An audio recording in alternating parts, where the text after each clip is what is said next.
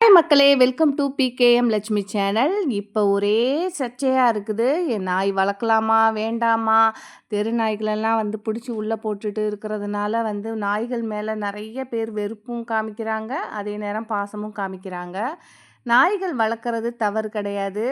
அது நம்ம வந்து வீட்டில் முறைப்படி ட்ரைனிங் கொடுத்து வளர்க்கணும் அப்படிங்கிறது நானே இப்போ தான் கொஞ்ச நாளாக உணர்ந்தேன். ஏன்னா அதுக்கு முன்னாடி நான் நாய்கள் நிறையா வாங்குவேன், வளர்ப்பேன்.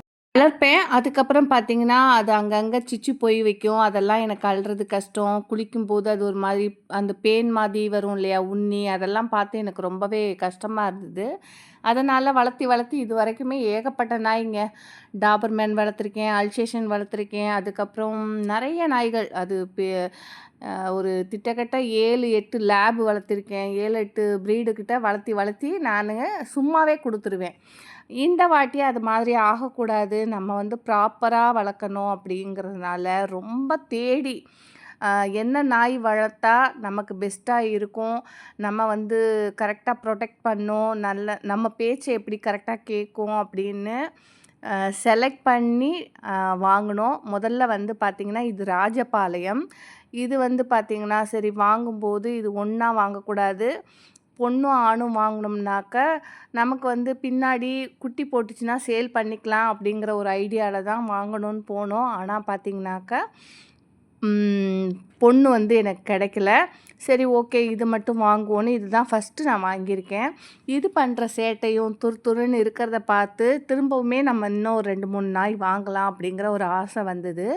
அதுக்கப்புறம்தான் சர்ச் பண்ணும்போது டாபர்மேன் தான் பெஸ்ட்டுன்னு தெரிஞ்சுது. சரின்னு சொல்லிட்டு இது போய் வாங்கிட்டு வந்தார். இது பாருங்கள் 5 மாதத்து குட்டியாக. இதுவே பார்த்தா நம்ம நாட்டு நாயை விட பெருசாக இருக்குது. இதெல்லாம் நிஜமாக கடிச்சிதுன்னா என்ன ஆகும் சொல்லுங்கள்? பொது இடத்துலையே நம்மளே அவுத்து விடுறோம், இல்லை வெளியில் போயிடுது நம்மளை மீறி. யாரையோ ஒரு ஆளை கடிச்சிதுன்னா கண்டிப்பாக வந்து ரொம்ப ரிஸ்க்கு தான். அதனால் நான் ட்ரைனிங் கொடுத்து தான் இனிமேல் வளர்க்கணுன்னு ட்ரைனிங் கொடுக்குறோம். இப்போ நாங்கள் வீட்டில் கொடுக்கறது மட்டும் இல்லாமல் வெளியில் தெரிஞ்ச நபர்களுமே வந்து ட்ரைனிங் கொடுத்துட்ருக்குறாங்க. அது நம்ம இப்போவே வந்து நம்ம சொல்லும்போது கேட்குற மாதிரி வளர்க்கணும். வளர்க்கும்போது பார்த்திங்கன்னா யாரையும் அனாவசியமாக கடிக்காது, பயமுறுத்தும் ஆனால் கடிக்காது. இது வந்து பார்த்திங்கன்னா நல்ல ப்ரீடு, சொல் பேச்சு கரெக்டாக கேட்குது. அதே மாதிரி யாருமே கிட்ட வராத அளவுக்கு முன்பின் தெரியாதவங்கள உள்ளே விடாதுங்கிறத விட நம்ம வந்து கடிக்கக்கூடாதுங்கிறதுக்காக தான் மெயினாக ட்ரைனிங் கொடுக்கணும். நம்ம தேவைப்பட்டால் மட்டும்தான் அவங்கள கடிக்கணுங்கிறது மாதிரி ட்ரைனிங் கொடுத்துட்ருக்குறேன். ஏன்னாக்கா இந்த நாயெல்லாம் கடிச்சிதுன்னா பயங்கரமாக பெரிய பாதிப்பாகும். இந்த டாபர்மேன் பார்த்திங்கன்னா பயங்கர வலுவுங்க. 2 பேர் பிடிச்சி இழுத்தாதான் அதை வந்து இழுக்கவே முடியுது ஒரு நாயே. இது முதல்ல 2 நாயை பிடிச்சி இழுக்கணும்னா நம்ம கொஞ்சம் ஹெல்த்தியாக இருக்கணும், நல்லா சாப்பிட்டு தெம்பாக இருக்கணும். அதை வந்து வளர்க்கணுன்னாக்கா அப்படி தான் வளர்க்கணும். நோஞ்சானா வளர்த்தோம்னாக்கா நம்மளையே கீழே தள்ளிடும்னு சொன்னாங்க. அதனால தான் நம்ம வந்து ஆரம்பத்திலே ட்ரைனிங் கொடுத்துடணும். ட்ரைனிங் கொடுத்தாக்கா அனாவசியமாக கடிக்க யாரையாவது பாஞ்சாலும் நம்ம வேண்டான்னு சொன்னாக்கா அது விடுற மாதிரி இருக்கணும். சில நாய்கள் வந்து நம்ம ட்ரைனிங் கொடுக்காம வளர்த்தோம்னாக்கா அது கடிக்காதுன்னு சொன்னால் அதுங்களுக்கு புரியாது, நம்ம கற்றுனா கூட அதுங்களுக்கு புரியாது. அதனாலேயே மெயினாக வந்து ட்ரைனிங் கொடுத்துட்டு சூப்பராக அதுங்களும் நல்லா கற்றுக்குதுங்க. ஒரு குழந்தை எப்படி வந்து ஸ்டார்டிங்கில் சொல்கிறதெல்லாம் கேட்டு பண்ணுமோ அதே மாதிரி தான் இதுங்க வந்து சொல்கிறதெல்லாம் கேட்டு பண்ணுதுங்க.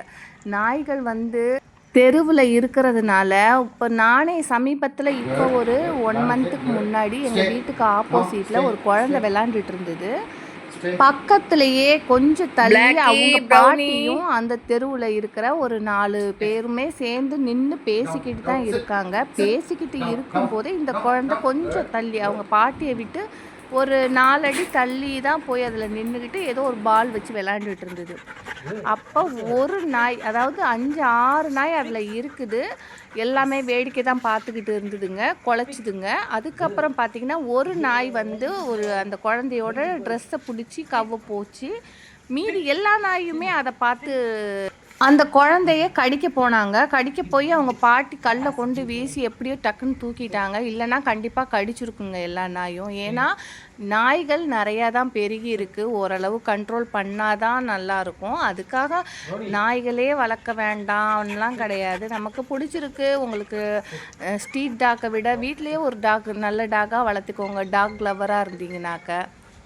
இந்த நாய்கள்லாம் பார்த்திங்கன்னா நிஜமாகவே நன்றி உள்ள ஜீவன்கள் தான். நன்றி உள்ள ஜீவன்கள். அதை வந்து பாதுகாப்பாக ஊசி போட்டு முறைப்படி நீங்கள் கைட் பண்ணிங்கனாக்கா அழகாக உங்கள் சொல் பேச்சு கேட்டு நடந்து சூப்பராக உங்களுக்கு ஒரு பாதுகாவலனாக இருக்கும்.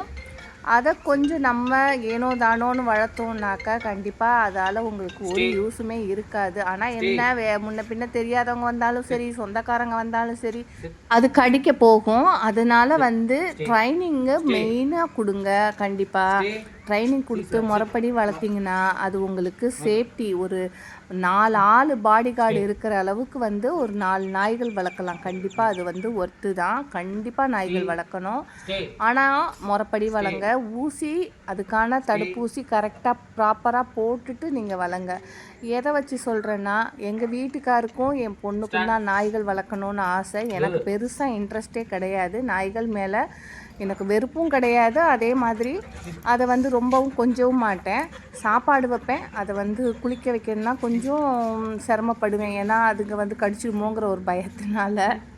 இப்போ வந்து எங்கள் ஹஸ்பண்ட் வளர்க்குறதுனால எனக்கு ஒரு பிரச்சனையும் இல்லை. வளர்த்ததையும் அவர் ஒரு 2 வருஷம் கழித்து ரிட்டையர்ட் ஆகும்போது அதுக்கப்புறம் வீட்டுக்கு கூட்டிகிட்டு வருவாங்க. அப்பவும் அவர் பார்த்துக்குவாங்கங்கிற ஒரு நம்பிக்கையில் வளர்த்திக்கிட்டோம் அப்படின்னு விட்டுட்டேன். பட் வந்து இந்த நாய் பாருங்கள், அந்த குட்டி நாயாக இருந்தது பார்த்திங்களா, அதுதான் இது. இதோட பேர் பிளாக்கி ப்ரௌனி, இந்த டாபர்மேனோட பேர். ஏன்னா அதோட கலர் வச்சு நாங்கள் வச்சிட்டோம். அந்த பக்கம் இருக்குது பார்த்திங்களா, அது பேர் சீசர். சீசருங்கிறது வந்து எங்கள் வீட்டுக்காரோட பாட்டி வீட்லையா அப்பா அம்மா வீட்லையான்னு எனக்கு ஞாபகம் இல்லை சொன்னது. ஒரு நாய் வளர்த்திருக்காங்க, அது பேர் சீசர்.